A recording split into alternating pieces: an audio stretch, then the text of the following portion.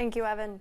One Paintsville man is working to bring recognition to a local veteran who died more than 100 years ago. WYMT's Buddy Forbes explains how one man's trash became another man's testimonial.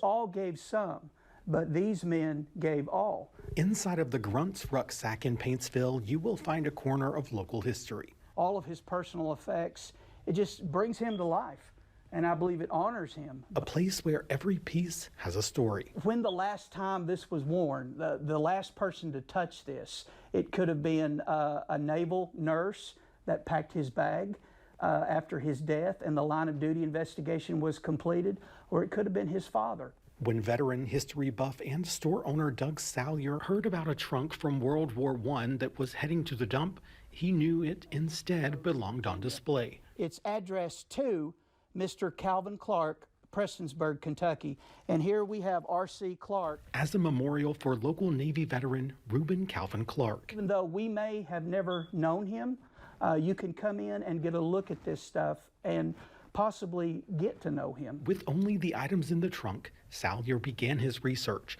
finding that the 19-year-old died of the Spanish flu in 1918. Since we just experienced COVID-19, we went through the same thing. In our generation, more people can relate to this than they can anything else. And his belongings, including handwritten letters, clothing, and childhood items, have since been preserved by time, finding the eyes of a veteran who wants them seen by more. I was just trying to put myself in his shoes of imagining what he's going through writing this, because I've been deployed and I wrote a lot of letters, but I can't imagine being in medical detention writing a letter. But in order to provide the display he deserves, Salyer is hoping to find any familial links in the community. What we're really asking is for help.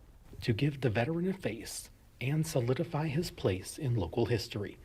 In Paintsville, Buddy Forbes, WYMT Mountain News.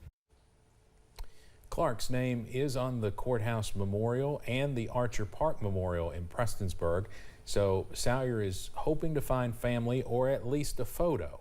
If you have any information, you can contact him on the Grunts Rucksack Facebook page.